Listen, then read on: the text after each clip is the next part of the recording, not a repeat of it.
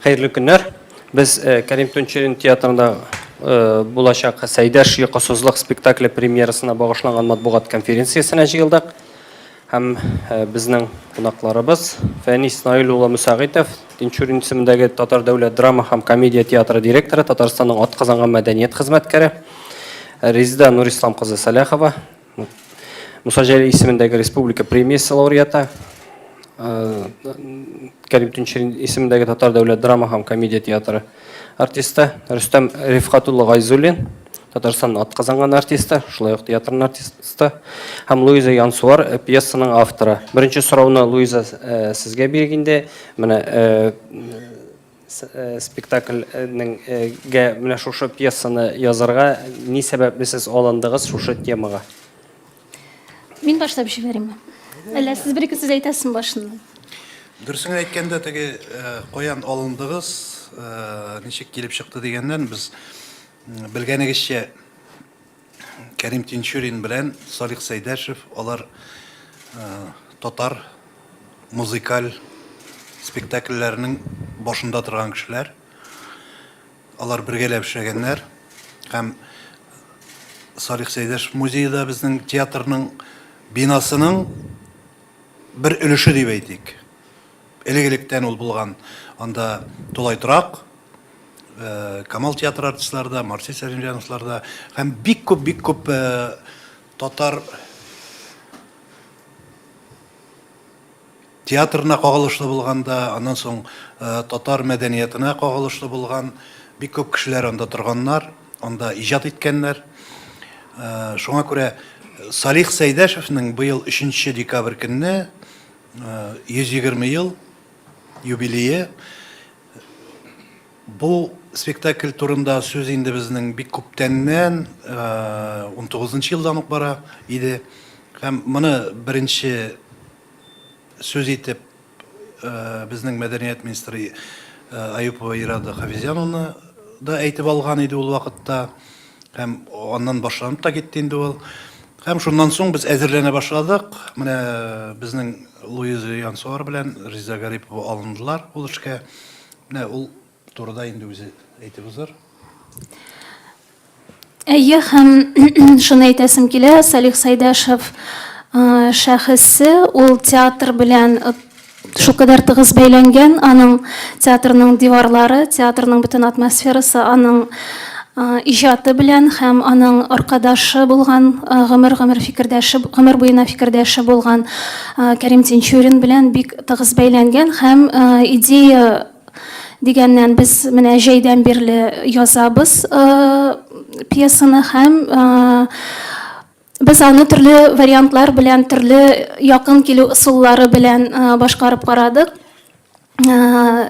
Сейдашның биографиясы, иҗат сәхифәләре буенча да барып, менә Фәнис Наилович әйтеп киткәнчә, янәшәдәге музейның сәхифәләрендә шулай ук күтәреп, бу җәһәттән безгә Эльвира Шамиловна, Сейдаш музееның директоры, шулай ук ярдәм итте һәм спектакль башланганчы ул аның музейның хезмәткәрләре белән бергә алар фойеда күргәзмәдә күрсәтәчәкләр һәм шул көнне, менә спектакль бара торган 3 көнне фойеда Сейдаш белән бәйле музей экспонатлары булачак.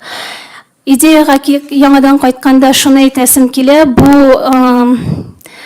ничек дип әйтәм, бер линия буенча гына бару һәм иҗат я биография буенча бару гына булмаячак. Без бераз гына башкачарак, үзебез өчен дә яңарак форматка мөрәҗәгать иттек. Без аны лабиринт дип атадык.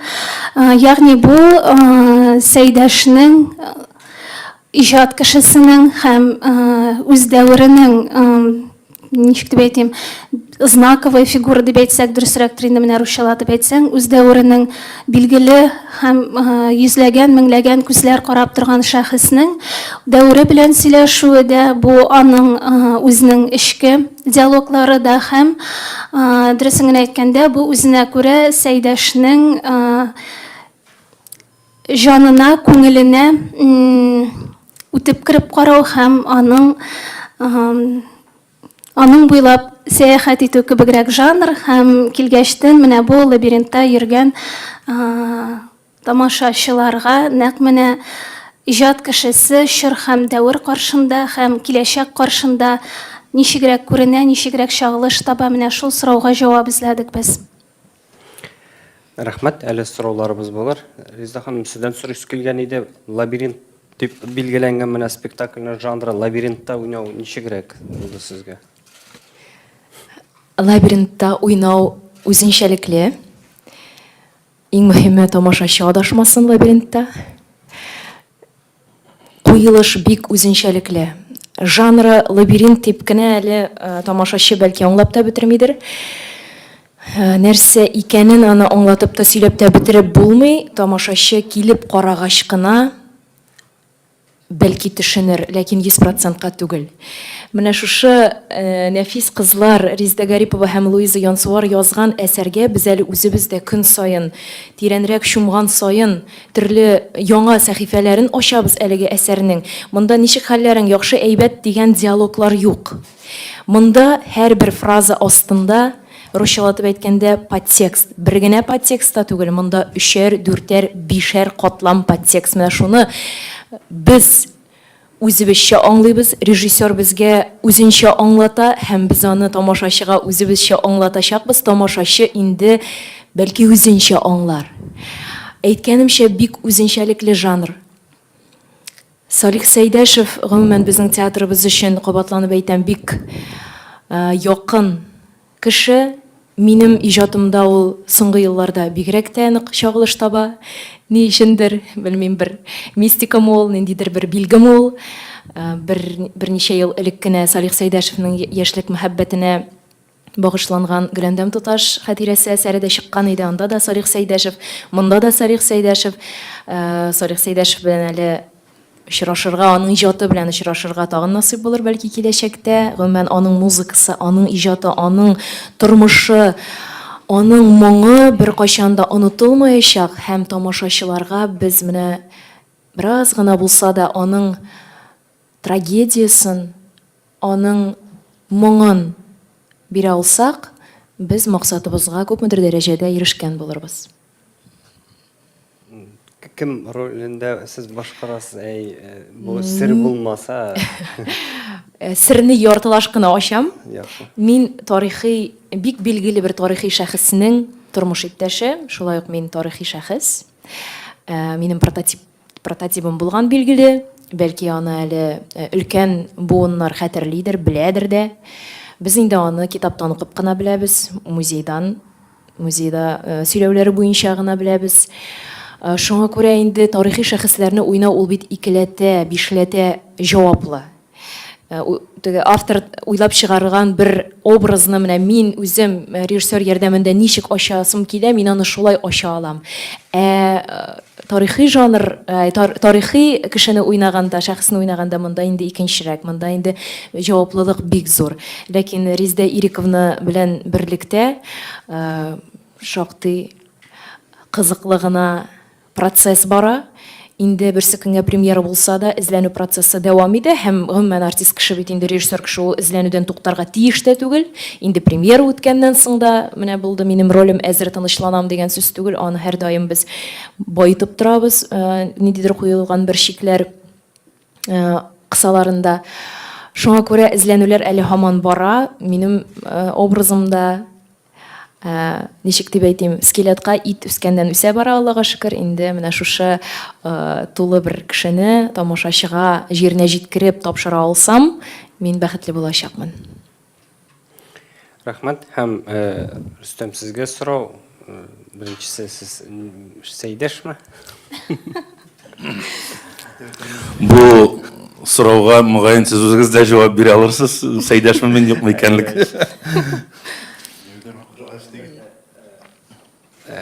Бу шаяртып бирелгән сорау инде сез нинди роль башкарасыз һәм шулай ук менә монда сез укучыларга, журналистларга дип әйтим инде сорау бирәсез. Бу спектакль белән әйтергә телисез, музыкасы мәңгелекме, әллә инде безгә инде бөтенләй кирәк түгелме? Менә үзегез дә бу сорауга җавап биреп Карагыз әле безгә. Беренчедән минем рольгә килгәндә менә кулда программа, сездә дә бардыр инде ул программалар. Рөстәм Гайзуллин, Мишкәдә утыручы ир-ат. Кызганыч, шушында язылганнан артыгын мин әйтә алмаячакмын. Моны шуннан да күрергә кирәк. Монда һәрбер кешенең аерым образынмы, тулайым спектакльнеме. Һәм гомумән алып әйткәндә, бу жанрда, мондый стильдә, мондый куелышта безнең дә беребезнең дә әле катнашып уйнап караган юк. Хәтта гадәттә бит инде спектакль чыкканда, репетиция прогон процессында менә монда халык көләчәк, монда халык тамашачы елыячак, монда мондый реакция булыр дип үзеңә күз алдына китерәсең. Ә монда әлегә хәтта тамашачы нинди реакция бирәсен күз алдына да китереп булмый. Менә хезмәттәшем Резидә әйтеп узды, без үзебез дә әлегә көннән-көн һәр репетиция үткән сайын үзебез дә тирәнрәк киреп китеп, үзебез дә нинди спектакльгә тотынганыбызга шаккатып йөргән мәл. Һәм сорауның икенче өлеше бер кат әйтсәгезче. Сорау бирәсез. Музыкасы, Сәйдәшнең музыкасы мәңгелекме, әллә безгә инде бөтенләй кирәк түгелме? Менә шушындый сорауга җавап эзлисез дип аңлыйм инде. Менә беләсезме, әлбәттә минем әйтә алмыйм, бүгенге көндә һәр кеше, хәтта татар кешесе Салих Сәйдәшевнең иҗатына мөкиббән китеп, бүгенге көндә бары тик аның музыкасын, аның көйләрен, аның иҗатын тыңлап йөри дип әйтә алмыйм. Кызганыштырмы бу? Тик менә бу безнең премьерны спектакльне караганнан соң иманым камил һәм ышанычым шул, Сәйдәшевнең иҗатына да, аның әсәрләренә дә игътибар артыр һәм аның турында күбрәк, тагын да күбрәк мәгълүмат табып, белергә теләүчеләр артыр дип ышанам. Шунда, рәхмәт. Сораулар бармы? Ай. Зилә Мөбәрәкшина, сорау шундый, менә сез әйттегез, Салих Сәйдәшевнең биографиясына мөрәҗәгать иттек дип, аның биографиясында без белгәнебезчә күңелсез урыннар да бар, күңелле урыннар да бар инде, вакыйгалар. Һәм Сәйдәш моңын ачып бирер өчен, менә сез әйткәнегезчә музей белән тыгыз эшләдегез, хезмәттәшлек иттегез дип, шулай ук архивына мөрәҗәгать итәргә туры килдеме һәм туганнарына, бәлки алар белән аралашкансыздыр. Алар моңа ничек карый? Сәйдәш моңы дигән вакытта менә әйтеп үтәсем килә. Ул миңа калса, бәлки без барыбыз да буыннар алышынып тора, име? Кешеләрнең психологиясы алышынып тора. Яңа иҗатчылар килә, яңа моңнар килә. Ләкин шуңа да карамастан, Сәйдәш шәхсән минем өчен ул шундый константа.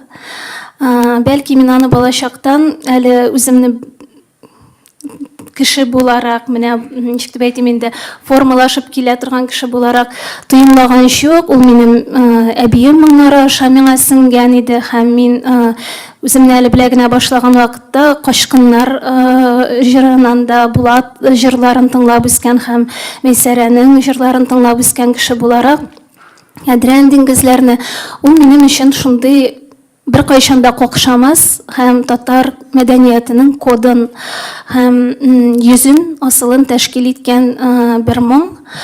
Шуңа күрә Сәйдәш кайчан да булса безнең өчен актуаль булудан туктар дип уйламыйм. Ул кайта-кайта кеше аңарга килә һәм аның аша мәдәниятның да ниндидер яңа яссылыкларын, пластларын аша дип уйлыйм. Инде шәхесенә якын килгән вакытта, әйткәнемчә, без биография сөйләмибез һәм без Сәйдәш белән бәйле архив документларын сөйләмибез. Без аларны өйрәндек, без аралашасы кешеләр белән аралаштык, үзебезгә сеңдердек бөтен булган информацияны һәм шул вакытта бик кызыклы бер шундый хәл килеп туды. Без никадәр күбрәк аның турында өйрәнгән саен, никадәр күбрәк аның тормыш биографиясын, хәтта безнең шундый зур калын шундый кәгазьләр беркетмәсе бар, тупланмасы бар. Анда һәр көне язылган. Менә туды Сәйдәш һәм бөтен биографиясы көнләп, сәгатьләп язылып чыккан. Без аны үзебез белән ярты ел инде күтәреп йөрибез. Һәм шул бөтен даталар буенча барган сайын аңлашыла башлады шул кадәр күп актаплар икәнлеге. Без шундый өйрәнгән сайын җаваплар таба алмый башладык. Күп сораулар күбәя генә торды. Шуңа күрә безнең инде аннан соң башыбызда шундый бер лампочка кабынды. Тукта, бу сорауларга җавап бирмичә торып, без чынлап торып нәрсә булганын аңлый алабызмы диеп. Һәм асылда без менә шул сораулар күбрәк булган юнәлешләрне алдык. Һәм сорауларга үзебезчә җавап бирергә тырыштык. Бу укылыш, бу безнең укылыш, Сәйдәшнең иҗатын һәм шәхесен, ләкин шул ук вакытта әйтүемчә, бу тулы бер иҗат кешесенең, тулы бер дәвер шәхесенең фигурасы турында сөйләргә омтылыш, һәм ул күпмедер дәрәҗәдә гомумиләштерелгән характерда дип тә әйтер идем. Без анда үзебезне дә күрә алабыз, без анда үзебезнең бергәләнүләрне дә, үзебезнең эзләнүләрне дә күрә алабыз дип уйлыйм. Һәм шуның белән нигездә менә классик мирас булып калган һәм тормышы изе калган шәхесләр нәкъ менә шул масштаблылыгы, гомумилеге белән кадерле дә һәм әһәмиятле дә. Тағы бір тулыландырып әйтеп қоясым келе. Бұл спектакльде мында Сәйдәшнең автобиографиясы да юк. Мында күбрәк Сәйдәшнең башындагы уйлары, аның карашы, аның хәләте менә шул яктан бирелгән. Шуңа күрә аны Сәйдәшнең биографиясын бүтән җирдән алырга була. Аны интернетка кирип тә карап алырга була. Китапларда да бар. Шуңа күрә бу формат әз генә икенчерәк. Һәм безнең әле белгәнегезчә Сәйдәш музее ремонтта, әле ремонты бетеп җитмәгән. Без кайбер бүлмәләрне, кайбер куеласы спектакльнең кайбер җирләре анда да булырга тиеш. Безнең ике арада чыга торган юл бар. Безнең бинадан Сәйдәш бинасына күчәргә була, урамга чыкмыйча гына. Менә шу урыннар, кайбер урыннары анда булмагач, без аны тагы үзебезгә күчердек. Дөресен генә әйткәндә, куелу дәврендә безнең театр бинасының күп кенә бүлмәләреннән алмаштыру да булды, теге урын эзләү дә булды дигәндәй. Бу җирне тотып карадык, бу ягын куеп карадык, бик күп эзләнүләр булды. Шуңа күрә менә бу ахыргы варианты килгәч күрерсез.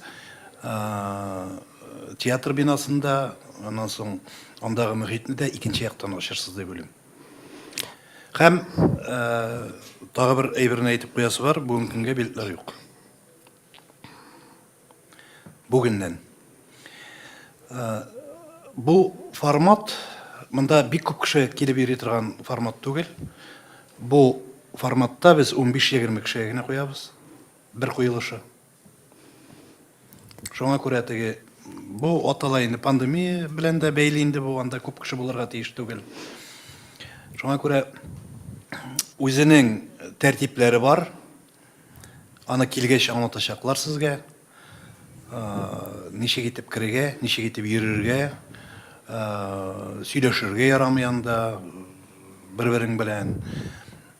Сез үзегезне безнең артистлар белән бергә, аларны тоеп, аларның яннарында булып, алар утырган урындык кырыенда утырып, янда тагы нәрсәдер эшләр икән, алар белән бергә булып, менә шундый форматта барачак. Бер караганда үзеңне шушы вакытта булган кеше итеп хис итәчәксез. Ягъни без сезне Сәйдәшкә тойгылар дөньясына чакырабыз. Уңайлы аяк киеменнән килсәгез, шәп булачак. Теге озын үкчәле туфлилар киеп килмәгез, йөреп торырга туры киләчәк. Театрның күрмәгән җирләрендә күрерсез, булмаган җирләрендә дә булырсыз. Һәм һәрбер җирдә аерым бер мөхит булачак. Тагы нинди сораулар? Бармы сораулар? Мин дөресен әйткәндә, тагы Сәйдәш белән Кәрим Тинчуринның менә булды бит әле, кирәк микән ул сезгә, ул Сәйдәшнең әсәрләре, Сәйдәшнең моңы. Дөресен әйткәндә, хәзерге заманга гына ялгап калдырырга ярамый, ишетергә кирәк. Шул ук Сәйдәшнең музыкасын төрле форматта бирергә була. Аның моңы бар, югалмаячак. Ничә генә театрга җырлар язмаган ул. Менә хәзерге вакытта алып тыңлап карагыз, хәзерге вакытта. Мөкиббән китеп тыңлап утыра торган җырлар. Бер вакытта югала торган түгел. Алар бит җырларында Кәрим Тинчурин белән икесе әсәрендә барып, велосипедта барып, төрле районнарга барып, анда кунып, анда яшәп, һәм шул вакытта язганнар. Теге кырыйдан гына түгел, менә кайбер фотопортретларны ясыйлар бит әле, фотографияга карап кына. Алай итеп түгел. Шунда яшәп, шундагы кешеләр белән сөйләшеп, шул вакытта туган җырлар. Шул вакытта туган әсәрләр. Бу инде теге кырыйдан гына белеп түгел, үзләре эчендә кайнап шушы тормышның һәм үзләре аша уздырган вакыйгаларны бирәләр. Бу бик зур әйбер. Аны оныта торган түгел. Һәм мин бер вакытта да аермас идем Салих Сәйдәш белән Кәрим Тинчурин. Аларның бергә эшләгән вакытлары ул алтын чор дип әйтерлек. Сораулар бармы? Менә мин сездән шуны еш кына бездә әйтәләр бит инде, безнең бөек татар шәхесләре тиешенчә данланмый дип. Сез ничек уйлыйсыз, менә бу спектакль ул шушы максатларында күздә тотып язылдымы, әллә инде бу сезнең теге җаныгыз теләгәнчә пьеса турында сүз барганда? Менә бу бик дөрес тәгаенләнгән сорау дияр идем мин. Әйе, без спектакльнең барышы буенча башыннан ахырына кадәр кеше кадере турында уйланачакбыз. Һәм шәхеснең мәңгелек каршында, бүгенге каршындагы кадере турында да була ул. Ул дөресен әйткәндә, теге кемнедер өскә күтәрәм, кемнедер онытмыйм манда, неме дип язылган әйбер, ул барысы да аның йөрәктән чыга торгандыр инде. Әгәр дә син аңа бөтенләйең белән бирелеп, теләк белән карамыйсың икән, әйбер тумый да торгандыр ул. Ул өстән генә язылган әйбер, халыкка да бары җитмәячәк, һәм үзеңне дә канәгатьләндермәячәк, һәм язган кешеңне ничектер күтәрү манда, искә алумы, андай әйбердә булмаячактыр.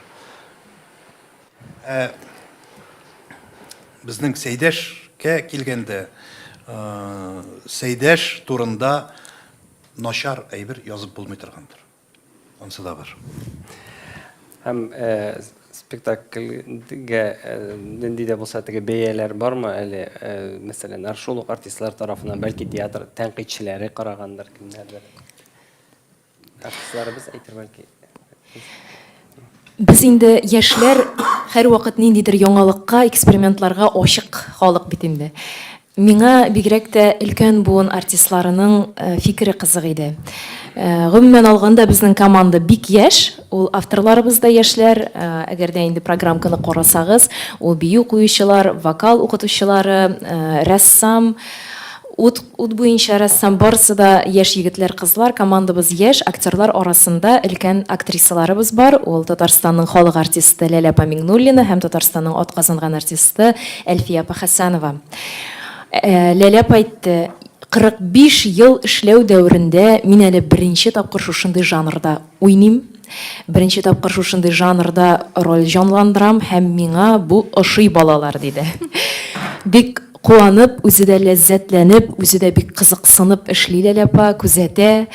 Аның сүзләре белән әйткәндә, өлкәннәргә дә бик ошый бу жанр. Монда инде безгә режиссер да башкачарак максатлар куйды, бурычлар йөкләде. Монда чөнки син сәхнәдә тамашачы тамаша залында түгел, монда гадәттәгечә 4нче дивар юк. Чөнки менә әйтеп үттек, инде тамашачы безнең арада йөри, ул минем тамырымда аккан каннарымны, минем пульсымны күрә, тоя, минем исемне, ягъни актерларның исләрен тоя хәтта. Шуңа күрә монда инде фальш булырга мөмкин түгел. Режиссер Резида Ириковна безгә шулай диде дә, менә шушы репетиция вакытында наигрыш белән переигрышларыгызны әйдәгез миңа күрсәтеп бетерегез. Мин инде булды җитте дигән түшәм куячакмын, шуннан да арттырмагыз дип әйтәчәкмен ди. Шуңа күрә әгәр дә инде мин әле тагы да булдырам, мин әле тагы да тырышып уйный алам, премьерада мин әле күрсәтәм дигән әйбер булырга тиеш түгел. Бөтен күрсәтәсегезне хәзер күрсәтеп калыгыз репетициядә. Премьера вакытында, премьерадан соң тамашачы сезнең арада йөргәндә инде бернинди арттыру булырга мөмкин түгел диде. Шуңа күрә без инде 100% табигый булырга тырышабыз, чөнки 21нче рәткә кадәр кычкырып, ишетелерлек итеп кычкырып сөйләшәсе дә юк, күзләрне дә зурайтасы юк, күрсеннәр дип, бәяләрне дә арттырасы юк. 100% табигыйлек. Безнең өстә шундый бурыч. Мин Резида белән ничек хәзер аралыкта утырам, репетиция вакытында мин аның белән яраткан бер ракурсым бар, минем бер урындыгым. Шунда утырып караган вакытта мин Резиданы нәкъ менә шушы яраклыкта күрәм. Һәм ул шактый тетрәндерә торган күренеш. Бәя мәсьәләсендә тагын әйтеп үтәсем килә, менә өлкән буынны атап үтте Резида. Без дөресен генә әйткән вакытта беренче читка вакытында уйлаган идек, өлкәнрәк артистлар нәрсә бу дип аптырарлар һәм ничек дип әйтим, кабул ителер, шактый катлаулырак булыр дип. Һәм укыганнан соң мин нәкъ менә Ләлә апаларның мөнәсәбәтен күргәчтен бик нык шаккатты. Минем өчен ул зур ничек дип әйтим инде, зур кичереш булды, тирән кичереш булды. Алар шундый кредит доверие белән карадылар һәм шул кадәр экспериментка әзер иделәр. Менә минем форсаттан файдаланып, әлеге яраткан руымның өлкән буынына рәхмәтемне дә белдерәсем килә. Һәм шулай ук Луиза ачуланмаса, хәтта ачуланса да, кичкенә генә бер серне ачасы килә. Прогоннарга чыккач, беренче прогоннарны Луиза килеп карады һәм була тыела алмый укси, күзләрен кызарта елады. Елатырга яраталар алар мине. Бик тетрәнде Луиза үзе. Инде әлбәттә премьера, әлбәттә яңа формат, рәхәт дибез, барысы да шул кадәр эмоциялар көтәбез. Бер секундга премьера, тик шуның белән, бу эмоциялар белән бер рәттән без аңлыйбыз ни дәрәҗәдә җиңел булмасын. Бу шуннан да авыр булачак. Без теге Резида әйтеп үткәндәй ияләшкән булсак, менә шушы аралыкта эшләргә шул 4нче дивар аша тамашачыга каяк игътибар итмичә, монда тирәлеп торганда миңа калса бер дә җиңел булмас. Хәтта менә кичә прогон репетиция вакытында безнең әйтик хезмәткәрләр, ут куючы, рәссамнар да киреп утырды. Инде репетициядә бер төрле барса, монда инде беразына тамашачы өстәлде, үзеңне башкача тоясың, башкача тотасың, әле монда үз кешеләре, тамашачылар киреп утыргач, тагын да авыррак булар. Ярый, авыррак эшләнгән эшнең нәтиҗәсе тәмлерәк була. Шуңа күрә Алла бирсә, менә шу 16-сы, 17-се, 18-се 3 көн эчендә 9 спектакль уйналганнан соң инде барысы да урынына урнашыр һәм без тәгаен ахырына кадәр аңлап бетерербез нәрсәгә тотынганыбызны. Аннан соң безнең январ аенда тагы дәвам итәчәк. Хәзерге вакытта менә 3 көн һәм көнгә 3 тапкыр куела. 9 спектакль. Аннан соң театрда быелдан менә без төрле ысуллар белән эшләгән спектакльләр, төрле жанрларга кармак салып калдырабыз дип әйтсәк тә була. Безнең хәзерге вакытта менә бу спектаклебез чыгып беткәннән соң, әле биткәнче дә дип әйтергә була, тагын 3 спектакль өстендә эшлибез. Алар төрле жанрда, мюзикл да бар. Бер спектакль. Аннан соң моноспектакль дип әйтсәк тә була, тагы бер спектакль бар. Аннан соң Нәбирә Гыймаддинованың әсәренә утырдык. менә төрле жанрдагы, төрле соллар белән куела торган спектакльләр башланып китте һәм 2021 елның беренче яртысы гына түгел, беренче кварталында барысы да сәхнәгә чыгар дип уйлыйбыз. Һәм бу менә булачак Сәйдәш спектаклен карап калырга ашыгыз, карап калыгыз, башыгыздан үткәрегез. Мондый спектакльнең Татарда булганы юк әле. Аннары әйтеп узган идем бит, бу спектакльне караганнан соң Сәйдәшкә игътибар артыр тамашачылар тарафыннан дип, монда үземнең шәхси мисалда да, мәсәлән, әйтәсем килә, шушы эш процессында яшьләрдән шундый модный сүз ишеткәнем бар, на репетиция дип әйтәм, теге кабатлауда, һаман кабатлауда минем плейлистта хәзер машинада, мәсәлән, Әдрән диңгез. Ул менә ничек спектакльдән эләктереп алды һәм һаман шуны тыңлыйсым килә, тамашачыларга да шулай тәэсир итер дип дигән уйда инде. Монда 30-дан артык менә мин артист санадым, тамашачыларга караганда күбрәк булачак минем аңлавымча. Алар бит барысы да бер вакытта бер мәйданда булмыйлар, төрле мәйданчыкларда. Уйнаучылар һәм тамашачылар монда дөресен әйткәндә менә килгәч үзегез күрерсез, монда тамашачы белән артистны әле аерып та бетерә алмассыз. Алар бергә үрелеп баралар. Тамашачылар да уйнамаячаклар. Ягъни сезгә җиңел булмаячак. Кемдер үзен шулай дип хис итәчәк. Уйныйм дип хис итәчәк. Тамашачылар да. Бер кирип китсәгез, тизенә чыгып китә алмаячаксыз инде. Интрига тудырдыгыз. Шуңа күрә җайлырак киемнәр белән килегез. Аягызга да теге үкчәләрне бик кимәскә карагыз. Җиңелрәк булсын үзегезгә. Үзегезне шушы куелуның бер өлеше итеп хис итәрсез. Сәйдәш замандагыча киенергә дигән шартлар куелмыймы тамашачыларга? Андый шартлар юк. Андый шартлар юк. Бөтенесе теге һәр кешенең үз башында булачак, һәр кеше үзенә үзе образын сайлар. Сораулар бармы? Сорауларыгыз булмаса төгәллибез. Рәхмәт сезгә. Рәхмәт. Киләсе очрашуларга хәтле.